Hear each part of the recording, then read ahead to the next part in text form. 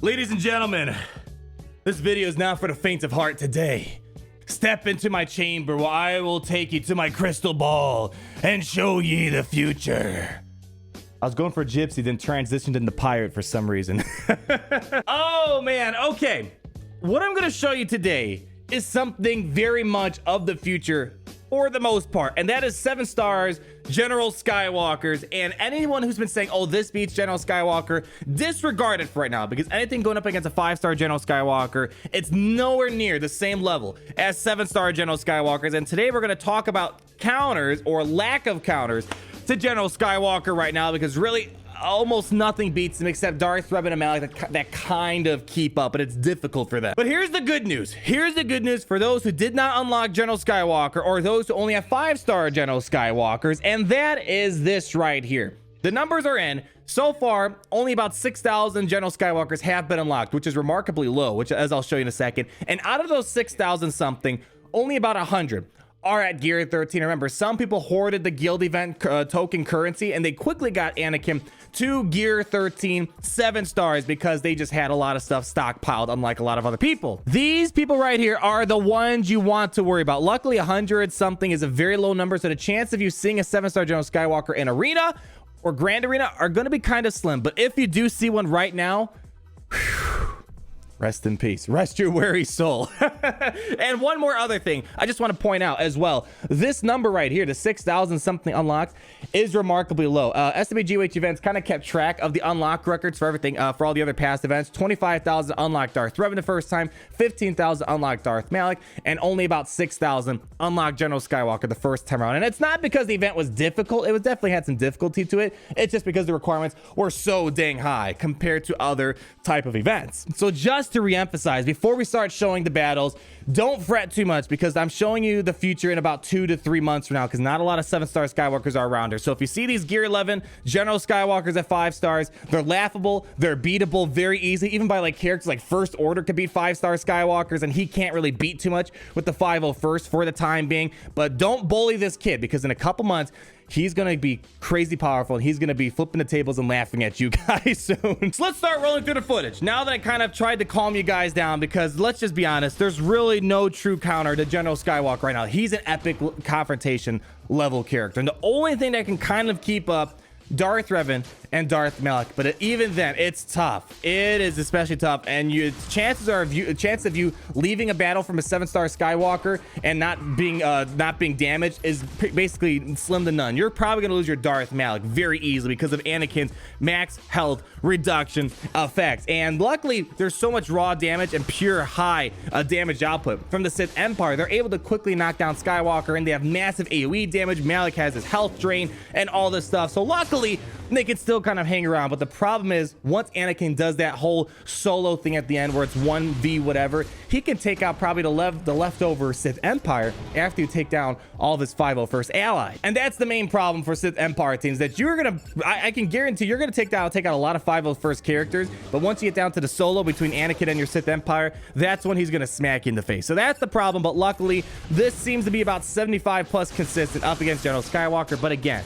this is only Relic 6 Anakin we're facing, and Relic 5 501st. Maybe if that number gets pushed up higher, it's going to become even more difficult. Now, moving forward, you're just going to see a bunch of losses.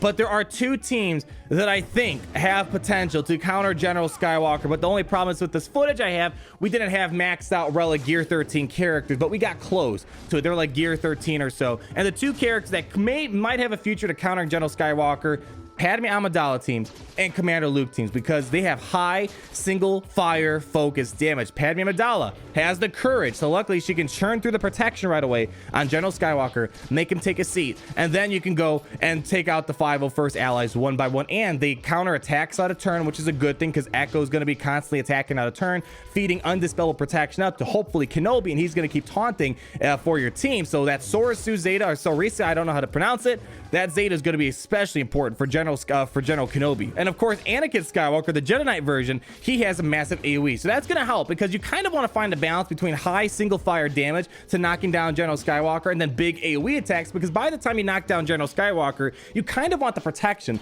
to be gone on the clones or the 501st allies that's hiding behind Anakin, so it's easier to take him down. More specifically, take down 5s first, and then you can work on the others like Echo, Rex, and then Ahsoka Tano. Right now, I didn't pull any sort of win up against these 7-star General Skywalkers, but I think if we increase the relics and be a bit more efficient, there might be a way to counter it. The other team, Commander Luke Skywalker. Now, I did a lot of testing against Mobile Gamer last night on a stream, and there's potential. Again, the problem is we don't have Relic 7 Han Solos and Commander Luke, and that's where the big damage output is going to be. So maybe if we up the relics on those, we might have a possibility, because you're able to quickly knock down General Skywalker. High damage output between Han Solo attacking many times, Chewie assisting off Han Solo, and then hopefully Chewie assisting off of Commander Luke, and then C-3PO with his exposes, and he allows you to knock down General Skywalker right away, and then you can pick off the other guys around General Skywalker. Problem is, Anakin has daze, so it's going to slow down things like Chewbacca from assisting, and then again, massive damage output from General Skywalker and the 501st. That Echo AoE is just absolutely deadly, and of course, Rex has the aerial advantage, which is basically an annihilate. So this team is getting close.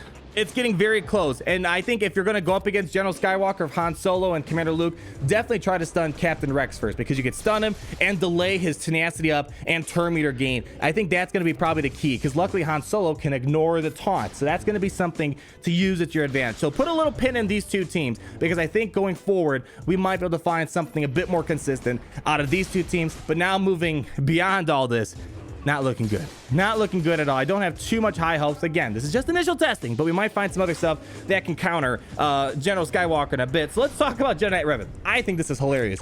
A year ago, Jedi Knight Revan, broken. If you guys are around, you know how broken he was. He's the reason why General Skywalker is as powerful as he is, because Jedi Knight Revan flipped the tables on what we knew about the game and just completely changed power creep. So ever since then, we had to keep upping the ante after Jedi Knight Revan, and it's just hilarious seeing how a year difference between Jedi Knight Revan and General Skywalker can make. General Skywalker mows Jedi Knight Revan on the floor, especially the General, the 501st Zeta on General Skywalker's leadership. He stacks up his critical damage for all the buffs that Jedi Knight Revan's getting, and they get a ton of buffs between Bas Lashan and of course Yoda as well, and their damage output just gets crazy high. And then Echo throws his AoE, does massive amounts of damage, and Jolie can't even revive because of the General Skywalker leading, so that's going to be a problem right there. I don't see Jedi Knight Revan really doing too much, because between the anti buff gains, between the anti attacks that turn to anti critical hits, as well as the fact that if you try to mark someone else besides General Skywalker, it's a waste of time, because while General Skywalker's taunting, you can't take away the health of the other characters. Before, taunts were laughable, but now because of Anakin taunting for the team, you can focus fire on Echo, Rex, or whomever, but it's not going to matter, because you can't take him down until General Skywalker goes down. So if you mark someone else besides General Skywalker, you're wasting your time. And General Grievous, people are hoping that maybe Separatists have a future. I mean, this is a pretty good Separatist team. I brought in Relic 7, Gear 13 out of your minds, and all that fun stuff. The problem is, Captain Rex goes first. He's going to outrun the Separatists no matter what, except Wat Tambor Zeta, with him granting tech to summon at the beginning if you have the Zeta on Wat Tambor. But really, once that tenacity goes up on Captain Rex, Terminator gets spread. Echo throws his AoE, which has anti-droid synergy, so he could stun your droids at the beginning, probably stun B2 or something like that, stun General Grievous, and it's downhill. It is downhill. General Grievous has massive AoE damage, but not too much focus fire damage on his team, so it's hard to knock down General Skywalker fast enough so you can pick off the remaining teammates, and it's just there's just too much damage output from the General the 501st. Luckily, you could do a lot of AoE damage and knock down the protection of everyone else by Anakin, but if Anakin's taunting, General Grievous's AoE eventually just becomes useless. And of course, when General Grievous is left by himself, because usually how the battles work, General Grievous is always the last one on his team to survive. Anakin versus Grievous, it's an easy game for General Skywalker, because he reduces General Grievous's max health, and General Grievous just slowly just gets crippled and he goes away. I tried the Grievous nuke team as well, again, I think the developers actually designed a lot of this kit right now around General Skywalker to stop the Grievous nuke team from becoming relevant in the next meta. It's still going to be good to counter Darth Revan and Darth Malak. Probably, I think, honestly, the Grievous nuke team is the best team to counter Darth Revan and Darth Malak right now. But for General Skywalker, it's a no-go because, firstly, again, General Skywalker counters AoE attacks. So your droids will get out first. You can do all your fun shenanigans, get the debuffs going. You can quickly remove the protection of everyone else around General Skywalker, but it's hard to get General Skywalker's taunt down in time so you can start picking off the rest of the crew. And the Grievous nuke team, it's all about quick burst damage, and after the first 20 seconds their viability just diminishes because they just disappear really quickly. So I don't see Grievous nuke team really making its way through General Skywalker at all. Some people were hoping Darth Traya might have some sort of future, and I think maybe she could be lumped in that potential counter of Commander Luke and Padme. I'm not seeing it as much, but luckily her unique ability, her leadership ability, counters buffs out of turn as well as attacks out of turn. So luckily the 501st are going to kind of dwindle away at their own protection, especially Ahsoka Tano constantly assisting. She's going to lose her bonus protection really quickly, but she's not going to lose any health until Skywalker drops the taunt. And Nihilus, we were hoping that he was going to have a better future for this counter, but right now his Annihilate, it's hard to get to quick enough because he just gets blown away very easily. And if you can, there might be a way of trying to protect Nihilus as long as possible and to get him out as quick as possible, because the problem is Nihilus has such a high cooldown. By the time it gets to an Annihilate, it's difficult. There's not going to be a lot of debuffs on the 501st because of the tenacity that's on this team. But hypothetically speaking, Nihilus, if you can get him to get to Annihilate quickly, he can instantly defeat Skywalker. You don't have to play the whole cover and advance thing anymore. And then once Skywalker's done, you could pick off the rest of the characters. But I never, ever got that far. So I'm not sure if Trey is going to have much in the mix for the future here. And then after this, we just kind of got cute. Geonosians don't do well because massive AoE damage from the team, and that's the biggest weakness for Geonosians is massive AoE damage and things that counter attacks out of turn, i.e. Darth Traya and as well as Jawa Scavenger. We tried like Count Dooku lead. Count Dooku leads really it was just more trying to get cute and try to see if there's something that we could do. So I don't see Count Dooku doing much of anything for this team either. It was kind of funny seeing it try. I mean, the hope was all that anti-Galactic Republic stuff that Dooku has would be helpful with the high tenacity on these General Skywalker teams. It's going to be very difficult to land any stuns, and even if you do, it's like, all right, well, you still got to take down Skywalker. Shaak Ti didn't do much. All the clones, they get too many buffs out of turn, and it's just hard to take down Anakin in time, and the daisies eventually come out from General Skywalker. So I don't see 501 or the Shaak Ti and clones doing too well either.